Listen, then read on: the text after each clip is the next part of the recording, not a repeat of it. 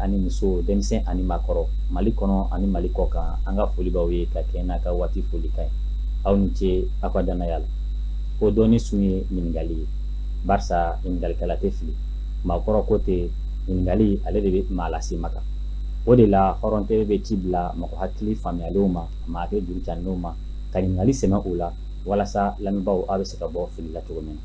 wulada in na an ka maa welelen Mahamadu Kan n'ale ye kunnafoni ɲinina ye Mahamadu Kan ni e ni wula n b'i fo Kunta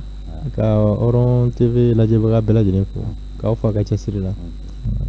maa filanan ale ye Nuhum Togo ye ni ale ye USR président ye homme politique don Nuhum Togo i ni wula ka bɛɛ don kira an b'aw bɛɛ lajɛlen fo aw nana an ka wele jaabi aw ni ce o la wulada in na an ka baro bɛna boli Faransi ni Mali cɛ baara ɲɔgɔnya min tun b'u ni ɲɔgɔn cɛ la ni o ye finitigi kunda ye Union africaine ka décision kɔfɛ ale ni CEDEAO ka décision kɔfɛ an y'a mɛn k'a fɔ ko Faransi fɛnɛ ye décision dɔ ta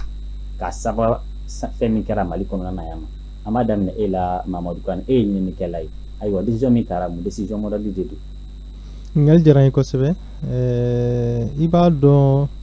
Mali ni Faransi kabiri san 2012 Amadu Tumani Ture ka fanga wagati gɛlɛya wulila kɔrɔnfɛ yan fan fɛ gɛlɛya wulilen an y'a ye a kɛra janvier kalo MNLA wulila an ka sɔrɔsiw yɛrɛ fagara o kɛra ko daminɛ mais n'an seginna kɔ an bɛ taa fo Libi 2011 komi kɛra Kadafi la olu bɛɛ kɔlɔlɔw don coopération i bɛ fɛ k'i da don Serval nacogo la an ka don kɔnɔna la parce que 2012 kɔfɛ an y'a ye an ka dugu caman minɛna Tombouctou Gao fo ka taa se Kidal ma intervention kɛra Kɔna Damien Boité doyen kun y'a kuma fɔ wagati dɔ la gɛlɛyaw wulila donc je crois que Jɔnkunda y'a dɔn solution wɛrɛ t'a la f'a ka Hollande wele Hollande ka wele intervention ka kɛ o kɛra ONU ka yamaruya kɔnɔ je crois que conseil de sécurité New York comme Faransi yɛrɛ b'i jɔ Mali ka denfaya la u ye wulikajɔ kɛ yaasa u ka se ka intervention légitimer k'a to dɛmɛ ka se ka don a ma donc an bɔr'o kɔnɔna la a kɛra i hakili b'a la MISMA nana la mission internationale pour la stabilisation du Mali o de kɛra MINUSMA après mais Serval fana nana Serval nana cogoya min na kɔrɔ bɛ se k'a da dɔ la après ka fɛn fasiya mais Serval nana cogoya min na o bɛɛ kɛra jamana fila ka bolo di ɲɔgɔnma kɔnɔna la ka taa fo New York tuguni conseil de sécurité la k'a ɲini ko kɛlɛkɛcɛw ka wuli ka bɔ Faransi ka se ka na Mali jukɔrɔma don an bɛ gɛlɛya min kɔnɔna la Mali ni cɛncɛn fuga jamana tɔw Niger b'o la parce que i b'a dɔn Faransi ka intérêt ba bɛ Niger n'o ye uranium ye parce que depuis 2012 François Hollande ni Mahamadou Issoufou ye ɲɔgɔn ye a y'a fɔ a ye k'ale sirannen don parce que olu ka intérêt menacé don ni kɛlɛ in taara ɲɛ ale bɛ ka siran mun ɲɛ ni kɛlɛ taara ɲɛ u kana taa se olu ka intérêt ma n'o ye u bɛ dugu jukɔrɔ fɛn min bɔ Niger jamana kan n'o ye uranium ye donc ka segin sujet kɔnɔna la 2013 intervention légitime la conseil de sécurité fɛ Faransi ye kɛlɛbolo wuli u taara Kɔna ko u tun bɛ fɛ ka na Bamako a tiɲɛna a nkalon sa peut-être an bɛn'o ko ɲɛɲini wagati wɛrɛw la en tout cas o de kɛra kun ye intervention kɛra k'o stopper ko sinon k'u bɛna Bamako k'u bɛna juma seli yan nɔ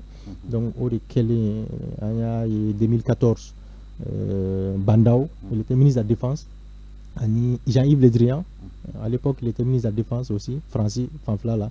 donc coopération militaire signé o kɔnɔna la fɛn caman tun b'a kɔnɔ i n'a fɔ renseignement olu ka se k'an dɛmɛ o la kosɛbɛ i n'a fɔ formation i n'a fɔ k'an dɛmɛ sur le plan logistique o bɛɛ tun bɛ a kɔnɔna la donc kow taara nin taabolo ninnu de fɛ o la jamana fila y'a lajɛ ka baara kɛ ɲɔgɔn fɛ coopération min jɔra sisan k'i ka ɲininkali jaabi coopération min jɔra je crois que sommet de Pau kɛra salon o kɛra gɛlɛyaba kɔnɔna la donc Macron y'a décidé ko désormais ko an ka baara kɛ ɲɔgɔn fɛ force conjointe c'est-à-dire Mali sɔrɔsiw ni Faransi sɔrɔsiw ka patrouille kɛ ɲɔgɔn fɛ u ka kɛlɛ kɛ ɲɔgɔn fɛ o de jɔra dɔgɔkun tɛmɛnen o jɔra n'o jɔra Takuba fana bɛ jɔ parce que je crois que Takuba ka mission principale fana y'o ye o fɛn fila de jɔra mais Franci keleke cedum manga dugukolo sanfɛ n'o ti dɔ sɔrɔsi ba duuru la ba duuru ni kɛmɛ ɲɔgɔnna la hali n'a sɔrɔ 57 tanyana olu bibi na olu bɛ kɛlɛ k'u yɛrɛ ye n'u bɛ kɛlɛ k'u yɛrɛ ye u n'anw tɛ bolodi ɲɔgɔnma la tuguni coopération tɛ yen tuguni partenariat tɛ yen nɔ aide tɛ yen nɔ foyi tɛ yen tuguni o bɛɛ de jɔra o de kɛra suspension ye mais a fɔra ko c'est temporaire à titre conservatoire voilà dakurunya fɔlɔ-fɔlɔ n bɛ se ka mun fɔ o ye nin ye doyen vraiment ale bɛ se ka caman fara a kan. D'accord ayiwa Numtogo e ye maakɔrɔba ye ko maakɔrɔ yɛrɛ bɛ fɛn fɛn jeninen dɔn wa nɛgɛtigiyɔrɔ fana ye fanda ye e ni sɔrɔsiw ye baara kɛ ɲɔgɔn fɛ wa i bɛ fɛn caman dɔn sɔrɔsiya fana kɔnɔna na bɛnkan min tun bɛ an ni Faransi ni ɲɔgɔn cɛ ni o ye sɔrɔsi kunda ye a bɛnkanw yɛrɛ kun sigilen bɛ mun de kan. Il faut que barka da mo ma ba la men ka fe do kra na ka fu do ko fu to ka era fu ka barka da ke ni je ni ke arme ni de barke mali bulu arme de barke mali bulu ni je ni ke hatina na coopération de pays d'abord hatina chama deux fois avec accord de défense avec coopération mais par ñoña do o kene la semaine dans le plan c'est comme bien par l'Algérie qui a fait coopération B, à Mauritanie qui a coopération B, à l'Algérie l'Algérie on bien dans la coopération militaire là, mais une semaine qui a les baraka on a un baraka en fait. Oui, quand Kibaru dit non, quand il y a un peu de coup Barao c'est la question à Fonina, il y a même échangé, c'est la question la même chose, donc la même chose. Français, la même chose, Allemagne, ça peut se révéler allemand ou bien matériel militaire ou d'armes, coopération qu'on a. La même chose avec les États-Unis, ça peut être en forme de club, nos opérations de l'Amérique ou bien classé le tourisme, quelqu'un a fait donc on a une opération préparée, donc on a bien, donc on va avec une coopération nous boule. Français, on a une parade de période le 31 janvier 1961, passation qui era à Modibo Kafaka dans le local d'abord. Pour un micro auto, officier de Mangolo, il y a des jets dans l'armée dans Mami Kalaleno, on m'a tenu dans à peu près 52 chefs de l'auto. La Tobe, donc surtout Gobé, Barakara, au Konana. Au Konana, on a quelqu'un qui a on est Mourgoutier, Mourgoyo, Bouenko, Jamanabla. O tato la hali mimi bobolo donc mine on do jeni o do fli bajira o tara mais o ya donc a fait un jour o ni fo ko le sekat o bara konnana o ne Moussa Traoré de nana gele ni wona parce que pour l'état min kera mo be ke socialiste mo ne sou de bara ke on fait mo sou ya de ko jamana donc o konnana mo mele mbebo kanga mine to Moussa ne français de bara ke on parce que Moussa de bara ke français de bolo ngata donc ani français de coopération jamake donc o le nani Moussa ye coup d'état prépare là o de fembe ke ngata pour que bara ngase ka ke donc Moussa nu yo to ka fanga bara konna de la équipement militaire mun tumambulo Russie bala mais France ta tumbala ngata Russie ta tun tuka jala parce que mo taraka chama meto donc ne bara nu na ka ke fan continue na ka fin chama ke nyo fa anye fin chama ke nyo fa na ka se kele laban yoro de la jonguna nu nale tourisme ko na ka gele anye nord perdu ana len ka nord perdu ngata parce que manga chama kera anye mineo mambulo antaraka to ngata donc nord konnana donc aussi to babu ngata donc ani wolu che bara konnana au départ fendo be ngata peut-être mba me doni foka doni toyi hali matériel militaire mi mba ambulo olu ya nyini Russie mi ndama anu wolu ka falenke ola no char no ngata be léger do dama pour que anga belebele no do ma anyamba au char mi déployer là sur le terrain combat konnana ou attaquer que possible ngata ko mine jama jien attaque chama kera nord la ngata donc ni ya jeteme char do tiena gakoro o ba America o be min ke ngata comme o tiseka soro échange kono o tieni nana kadwala donc nous ndi nana ngata donc anyo wele lang mo jongona e wele choma to mami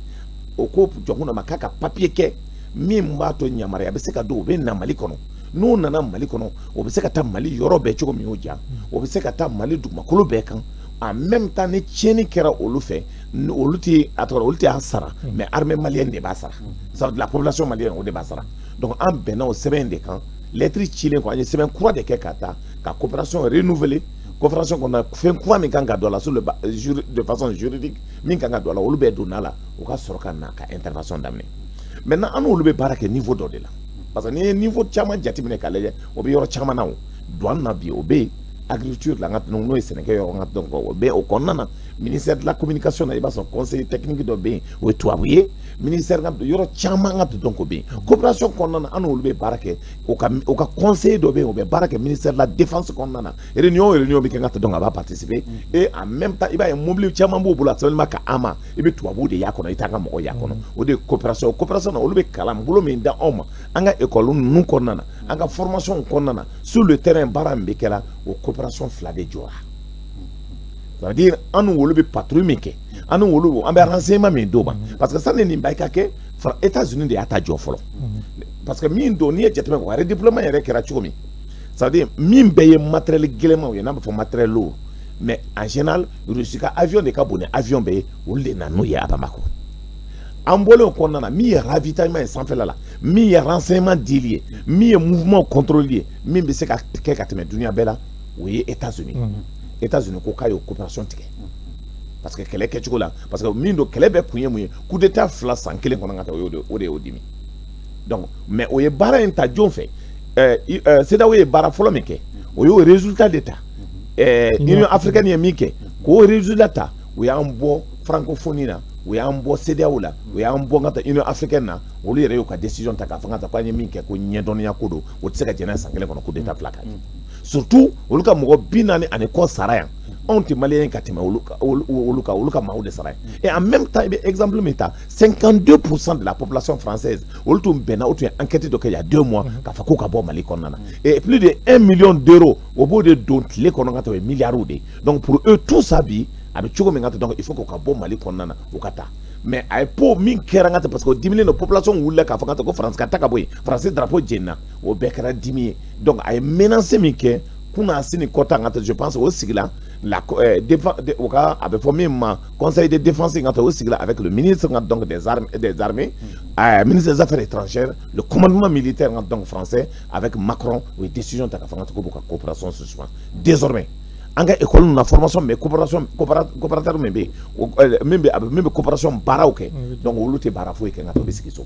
désormais anu woluka nga renseignement mais anga ngadoma anga attaque ke nyoko fait ka baraoke sur le terrain o tada matukuni maintenant on va y au beau y mais mine de ce qui est important qu'à faut qu'à classe nga kuma dima en général au beni kelembe gangata au le en droit défendre quoi au boka intérêt de défendre parce que intérêt mouillé bien donc ni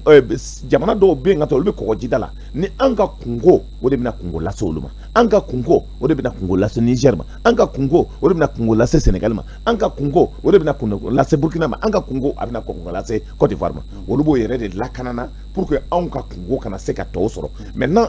fait no ye mouvement no ba ye capital nan jamana yoronna ka fo cheni barka be kabo o be bongata fo Tchad kana ngata o bombarder ka se gata ka soro ma kontarani kay baraka limitani aywa non to gabi foi kani wala na ko se Mahamadou Kana mena e fanfe ba manon be kuma do ko ba managana koni ye luanse ke to e ka saka solujo o ba ira sotiria ko ba ko ni français koko ay baraka no ya jo ani ale no konte ina fo to go fara ka to mesa u ira bena baraka no u yare maleti mambe kai ka foko dutiga de ko bu kono do we fe ka maliti ya de est-ce que fene be aye ko be mu soro ka fo o yen. Bon, on est à Bloom non parce que ni a été comme Messina Bibina France Macron mais de la barre kono donc on termine sondage de Bora France o ya ira ko Marine Le Pen abadon aller Rassemblement national wa jekulu do bi na tiram droite te frappon fait ou te tunga kola ou te fouila au betinka pour la première fois à betinka à fora une élection qui era Chine premier tour là Marine Le Pen gagné au premier tour avec 28%, Macron faut 25 à 27% là. Le contexte il faut là. Contexte flana et à faut tu vois na coup d'état ma be Macron ma. Ama be ma ya justement kacha kosebe doyen a fo américain ou ka coopération jo mo chama mo kuma fo mais Amérique ni France ligne mi ñon parce que ni ka renseignement ta c'est les Américains qui fournissent les Français en renseignement. Renseignement américain, ni drone avec américain niveau. Donc vous découragez d'oni. Donc ni aspect be fragnon ka Macron y décision ta même point qu'il est fort à ma assemblée consultée. parce que France ou ka jakulu dobe politique jakulu les insoumis Jean-Luc Mélenchon a koko depuis 2014 débat marqué Malika assemblée kono sans depuis Macron nana en 2017 débat marqué sur l'intervention française au Mali. Donc ni en ko beta kalaje ne ba blâme nam kono ore un coup de colère Macron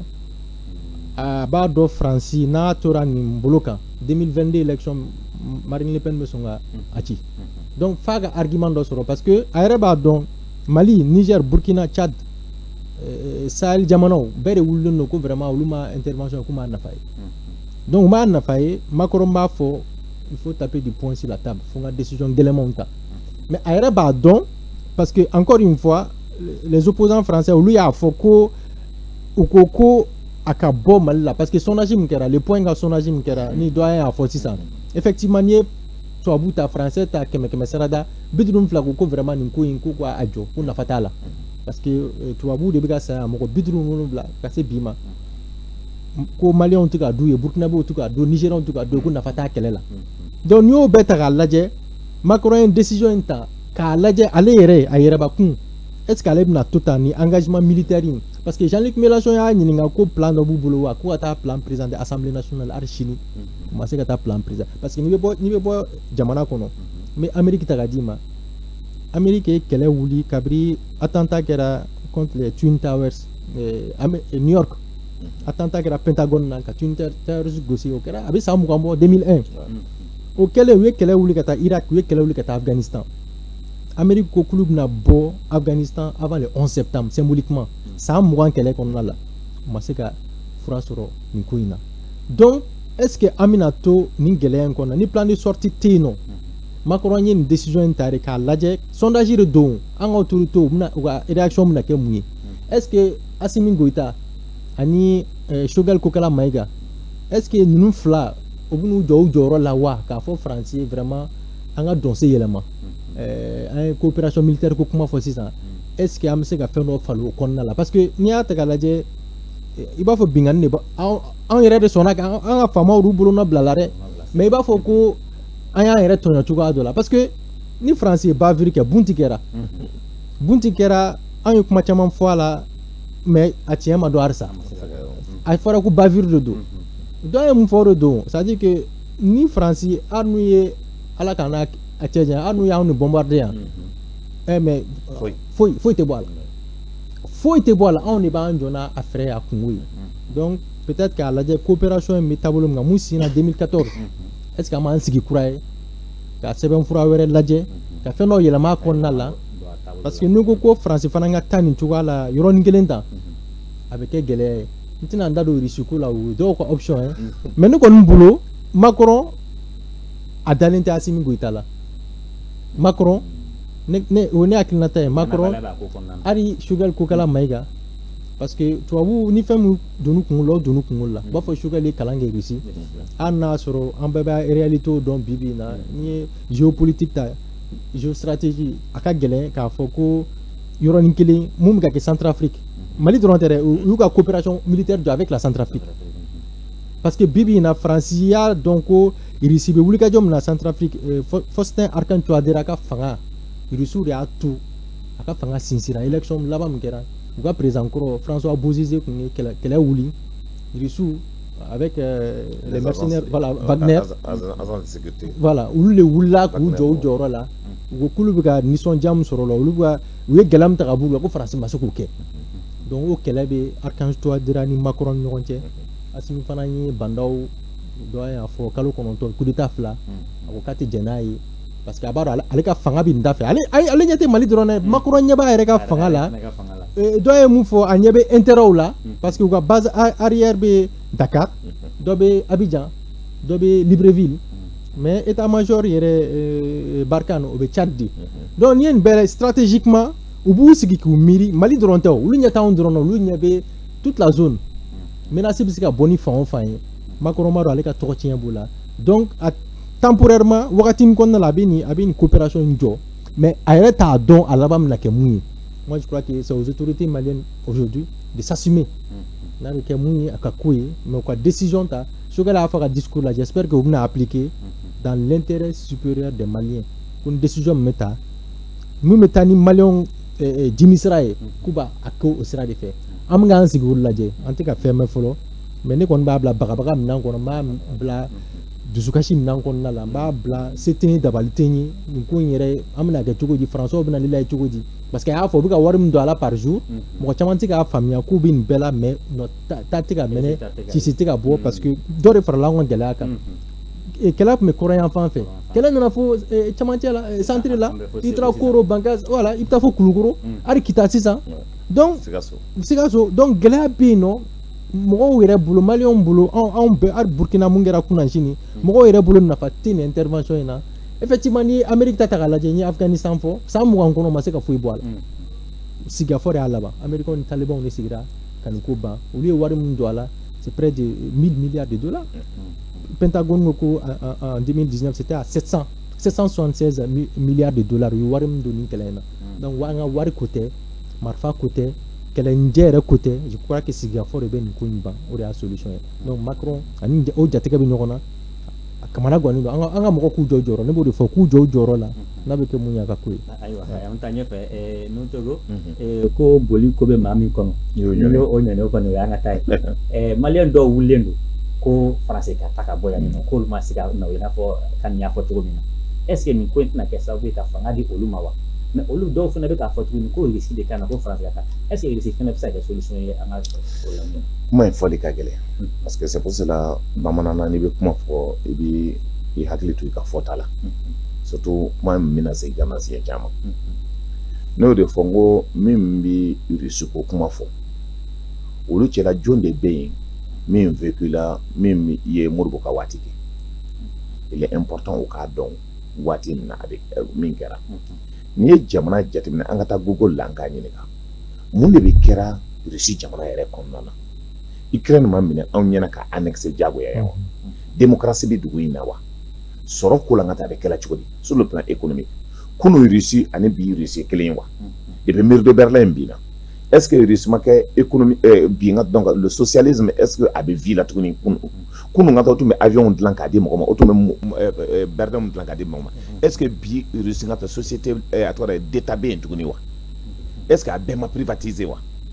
et donc est-ce que concernant amakulu yere nyena bandau talen kata bandala ka kalanka Russie jamana la atalen ka avion sangade avion saba me sana avec la loi de programmation militaire ndayuru ye mu fois après ako Russie ko ngata donc anya avion kelen de sonde atoto avion fla kalo fla ma kalo saba ko na ma warde ngata anga considérer ko avion tambul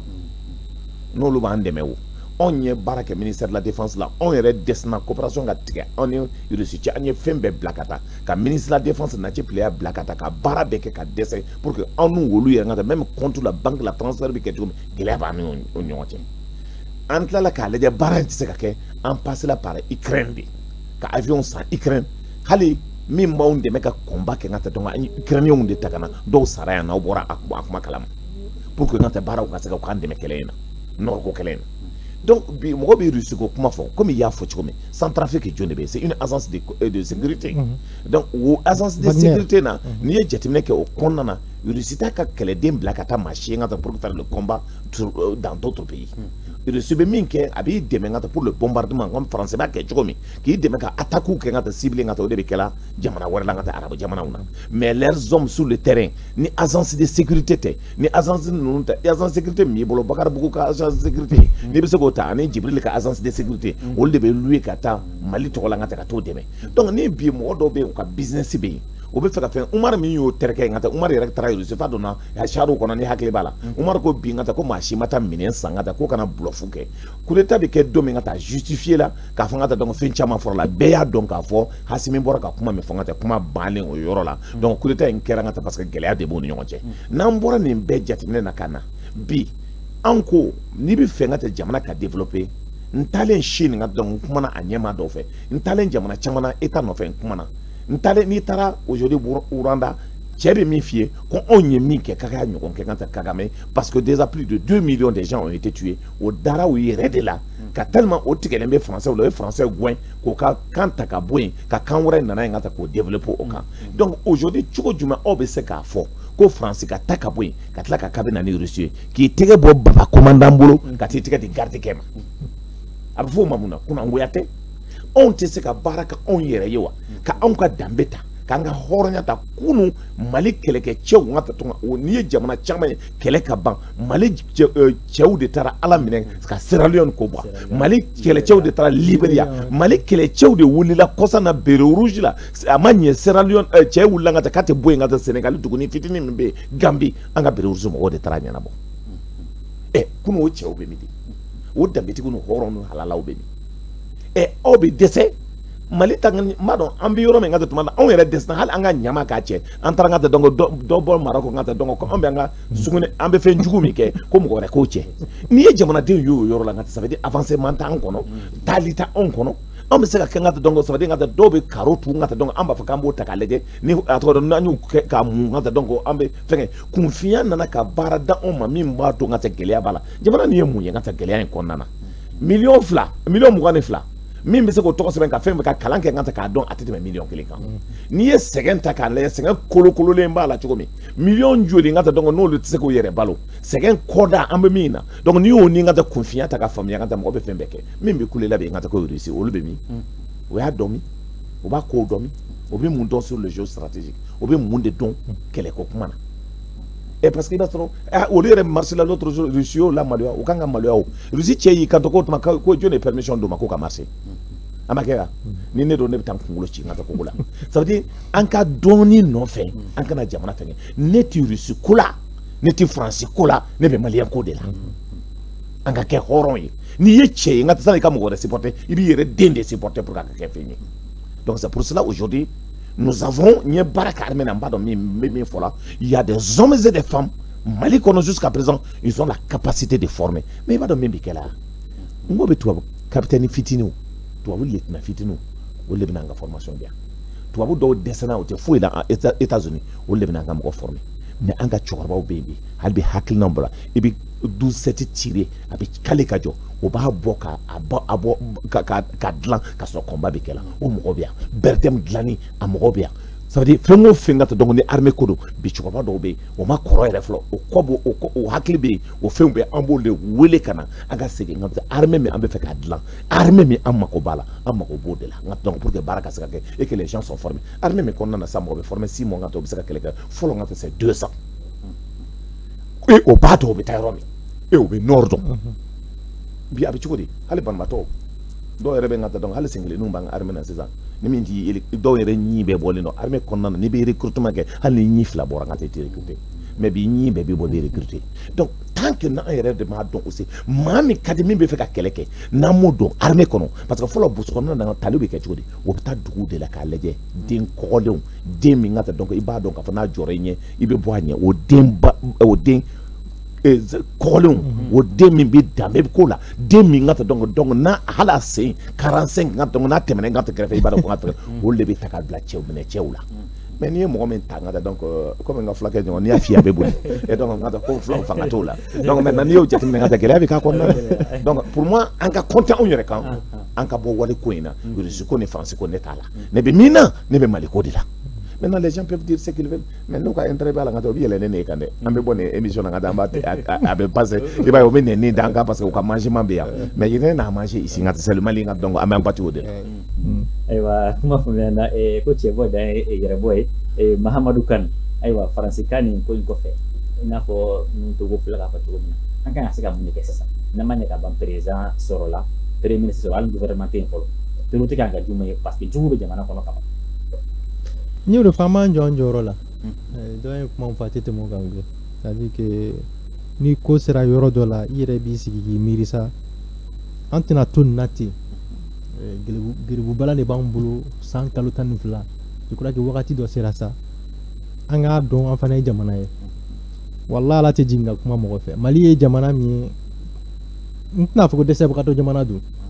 mais an yɛrɛ jogo de y'an bila nin gɛlɛya ninnu kɔnɔna la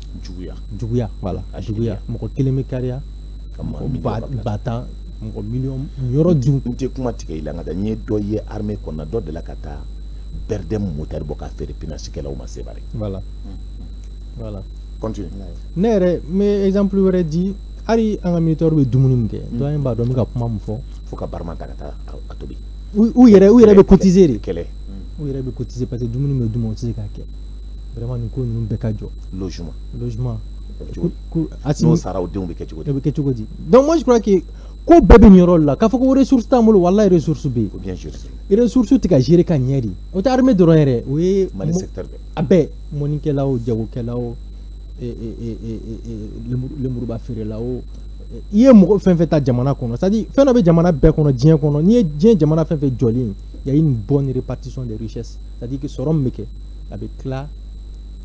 anye bisaba ma jamana kono do nyote au problème de mandala donc en armée dronta au barenga ke au asimia fo discours là je crois que aki dija ka la walia na be se ka ke an joan yere an loi de programmation l'OPMB non loi de programmation militaire je crois que Bijam votera loi de programmation militaire net na fo nga détourna mais chama surfacturation ni fait chama détourna ka boala wallahi war num se ka to am drone soro am mirage soro am équipement nyana mon soro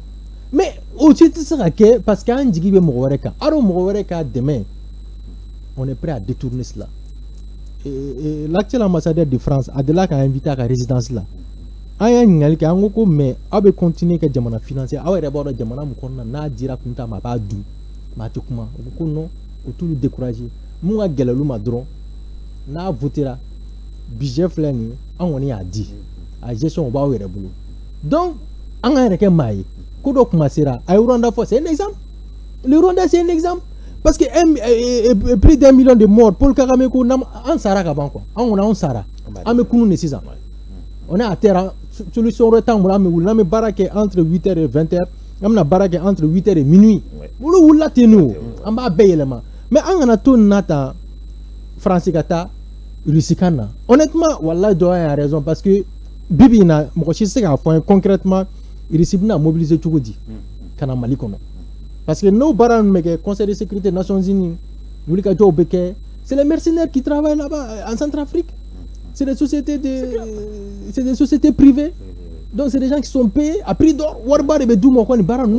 Et ils sont prêts à liquider à tout moment. Ils n'ont pas de morale. Voilà. Donc honnêtement, on a donc quoi amessé. Parce que Gelaya Beorio, ne abe e kunta kungula, kebe baram na etissé. Wallah, il faut que Dougolo meleke et tenya sur okula. Donc on a donc doit ya faut on a donc amessé. Na do kamessé, on a dia nyogo yanga konna dia nyogo. Anga barake konanjia la un partenaire nanga sika nga kuma clinia la bibi na ko beta ay coopération suspend bon on ira boulot ça wakati do sira est-ce qu'anti coopération est-ce qu'anta ko jo on ira ba laje on a solution ro ni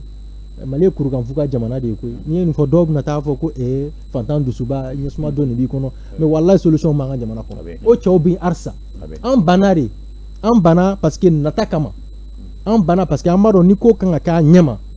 mokote tonyo sorashike abe balo adahi abe balo kanye wa sorashike abe keleke animisi wasali donc je crois que ko bebo yoro la anga njo anjamana jo anga njo anga ke chesa anga njo o wakati de saranga ke che anga njo anga na mokoshi laje wallahi mokoshi na mboni ngela ni konna la ni anga pays francophone unta ni les 10 pays les plus riches d'Afrique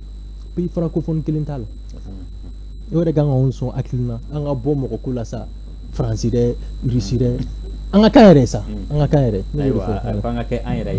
nun togo est ce que fene ba yete wa mais ni anga présent ka discours ta kunu kala ko ani accord munisni amena be respecté e ba yang ma doan re tuudi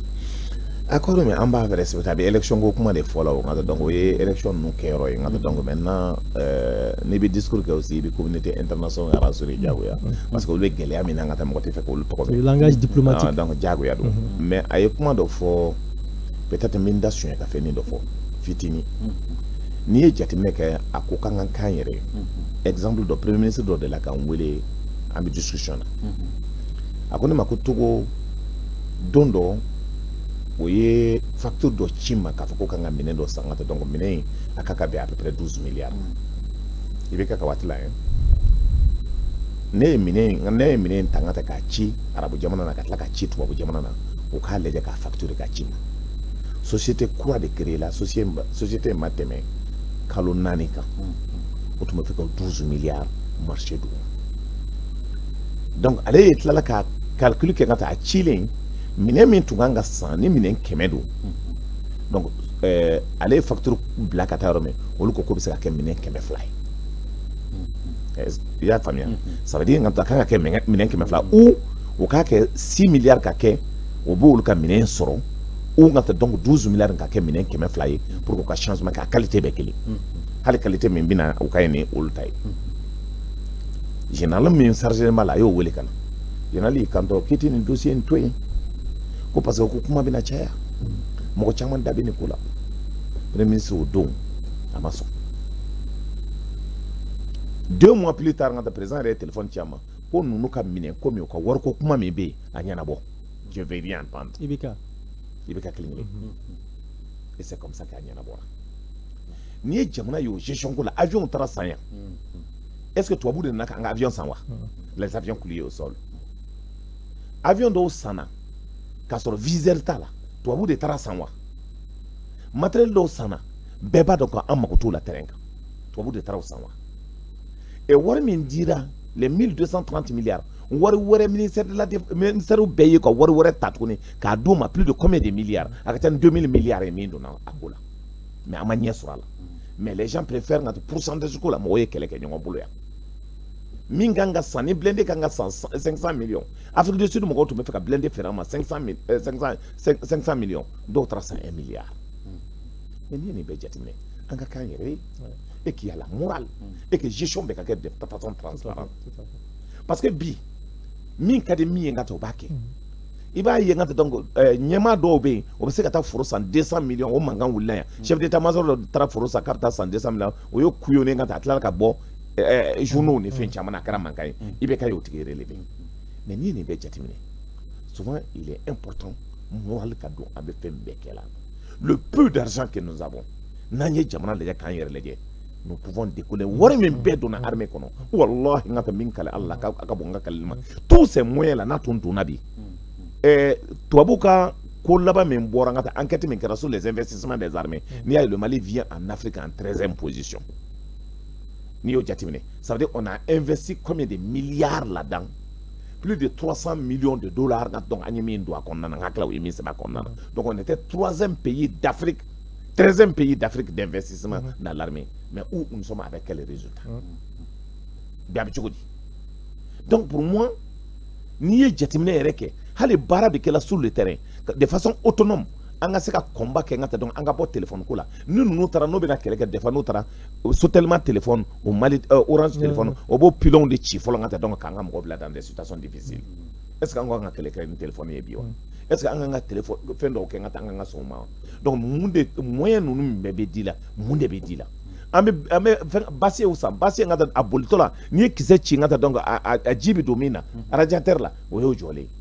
mais aujourd'hui est-ce que an man kan ka fɛn dɔw changer nin bɛɛ la pour ka se ka yɛlɛma maintenant il y a des jeunes au niveau de l'armée il y a des intellectuels au niveau des armées il y a tout donc maintenant qu'on contribue à eux n ka ta o taara école de guerre dɔw kɛ ka na o bɛ se ka min kɛ comment ils peuvent mettre ça o ye kalan min kɛ an ye kalan kɛ jamana tɔgɔ min na ni hakilinaw bɛɛ bɛ se ka don ɲɔgɔn kan cogo jumɛn pour encourager les hommes sur le terrain et en même temps n'o tilala les mettre dans les conditions ni min sara qu'il soit dignement enterré min den sara n ka ta donc min sara a denw ka don école la fanfaruna de t'a la parce que il doit pas être humilié bi kan kɔnɔ n'i sara tuma na donc i sara ma tɛmɛ tile 40 kan ka taa o b'i muso gɛn ka bɔ yen hali maa min kan ka i kan ka taa wari min ɲini ka taa i ka muso cɛ salen muso salen a muso ka cɛ salen dɔw b'a fɔ ka taa ko b'o sunkuru tigɛ o kama n'i ye nin bɛɛ jateminɛ k'a lajɛ il y a des gens souvent moral ko t'a la ça veut dire ka taa ils n'ont pas pitié donc nin bɛɛ jateminɛ na donc on doit moraliser tout ça pour que k'o don ka taa dans les conditions acceptables et ka tila ka n ka ta so jɔ ka d'o ma dignement kan ninnu kɔnɔna kɛ on soit fier o ka bɔ bɔgɔso ninnu kɔnɔna na ni nin wari bɛɛ tun gère la ka ban bi i b'a sɔrɔ kanw bɛ kɛ kan ɲɛnama ye ça veut dire fɛn bɛɛ bɛ sɔrɔ kanw kɔnɔna na et en même temps de moraliser aussi kan kɔnɔna na aujourd'hui si ça va pas que ça soit au niveau de l'énergie ou au niveau donc des camps militaires u ka montant dɔ di ɲɛmaaw ma k'a fɔ ka taa nin de ka courant sɔngɔ ye pour que tiɲɛni kana k'a kɔnɔna na comme le cas de l'énergie énergie 10% bɛ d'o ma ka taa u bɛ taa ka taa mɔgɔw brancher a la yɔrɔ bɛɛ non a chef bɛɛ an bɛ 230 ɲɔgɔn courant d'aw ma donc a bɛ dan o ma n'o kɛra ka taa le développement sera possible voyons un peu loin pour que jamana ko ka kɛ an ye nin bɛɛ hakilina min ta a bɛɛ bɛ kɛ pour que jamana ka se ka bɔ gɛlɛya kɔnɔna na ayiwa donc an ka da an yɛrɛ la an ka baara kɛ tilennenya ani ladiriya o don ayiwa waati kɔni sera ka ban an bɛ kumakan laban di aw ma Amara Mahmadou Kane aywa kuma kala am libro bon kuma kala ma ki fo ka doyen fo vraiment nous to maliko la joro ke avec ka continuer ka joro ke amba fo doron ala ka nyemo ala ka nous so clignement na vraiment me gele am ko ala ka mbo ko mais vraiment à boulot le destin aujourd'hui du pays entre les mains d'Assimi Goïta et de Choguel Maïga. L'histoire les jugera un jour. C'est Katala. Donc, les décisions qui s'imposent dans l'intérêt supérieur du Mali. Nyada Kanaladje. Jamana kono 2005 ngana bon kono. Banka skuru banyagara moko ka seka tuka Senegal la moniko la. Mitra gawo moko ka attaque ka dabla. Ni bere kuma yo Bamako moko ka seka kema sura kile kono ko dunsa. Anga bo gela ni kono la ku dija vraiment l'air est très grave. L'air est grave, la décision est monta pour les Maliens. D'accord. Mais l'air est grave, la décision est monta pour les Maliens. Comment on l'a mis gros? Cousin, comment on l'a mis gros? Histoire de arrêter ni avait fait que Jono relais au tra Ghana kata Jono relais absaka kenai. Absaka kenai. N'a fait que dadisi aussi avec kenai. Mais me fait que minfo pour vous te kadokoui. Tous ceux qui ont fait des coups d'état en Afrique ont été au Yokele Fokase Dam. Et puis Djibouti, Niger, Abaye Renina. Et puis mi coup d'état qui est au Burkina. Donc au Canada, Abaye Renina. Mi coup d'état qui est comme Soro Guillaume, au Louis français, au Boye Renina. Mi coup d'état qui est Guinée, comme Dadis,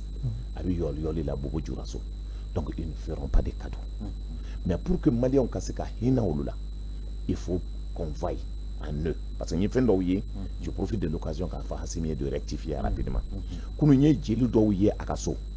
Facebook n'a pas de boula à Mousso n'a fait. Akafla Mousso en tout cas donc à Fongata qu'on n'est pas boulot. Ni bella gelé qu'on a. Nous y a que Sorokui, qu'à Sumokoi, qu'à Balmakoi. Ils vont sortir par la petite porte de l'histoire. Et au béquin. Parce qu'en général, dans l'histoire de notre pays, Mahoma est coup d'état là. Moussa Traoré coup d'état là par Amadou Toumantouré. Amadou Toumantouré coup d'état là. Coup d'état là par Amadou Toumantouré. Ibe Kani Tau Benangata Atete Jamfa. Coup d'état là donc Ibe Kala. Donc Mindo Aka Haklisiki. Aka Barake en pensant pour le pays. Aka Droni Kobala qui laisse la liberté à Choguel et d'autres de payer et au canam nommé qu'à faire sombre au cas les gens qui méritent au kata au canam au donner un tas de fonction publique comme un gars ibeka yake jome au canam permis taka du au sombre ma comme un gars karmi yake jome s'ils font ça ils vont échouer s'ils échouent ils sortiront par la petite porte de l'histoire hali wuluti joka dala ndoko mais mes filles conseil do moi je ne suis pas contre vous malikodo et je prie Allah le Tout-Puissant de faire en sorte jamana kabone gelela que nekaso nga flaw dono anga sigi anga badma yake anga horon yake anga sigi au nord anga dumni tobi anga dunyo fait comme nous faisons pour que le Mali puisse être un havre de paix, hein, de solidarité, hein, d'entraide entre les mots là. Aujourd'hui quand on donc on ngele ya mbebe mauti sika hali bozo tisika ngata morning kene cousin mi hina tuwanda ngata be do okoye ni kalasini ko to grefe bozo fili jo fulu aninga donc kalasini ko be tanyo fe tuni fulu tisika misige ni kalasini ko te donc tisika seneke ni kalasini ko te ala kan kisini bela ala kan mbo mado being peut-être on tele mbola ka ngata donc ko ala to lame uluka so ala la amba nyino fe o ka delike ma ba membe tomokto fambe gawo fambe nord fambe Mali segu sala nunu kata segu marala kata yorobe ukatu oke ala kan kisina ala ka jamana mbasike mimbi ne bolo ngata wene shukran andi fo ala ka menu kro mandi anyamo ma ala ka abara fene no ya ubulu ngo anga bi mawlo lonkunye Mahamadou Kane journaliste non Togo homme politique et président du parti ISR anga fuli bawi anga nakala ole jabi amni boroke e boldi ngam Mali ani France nyote ni ajorai baroko ka fogana laba anga nyamo ka ngasira minta wala sam sika bon dinya ko nana to mina anga fuli be kase koron tele fle ba bema amba fo alaka Mali lakana alaka demi kle ya sabati ba ko wasala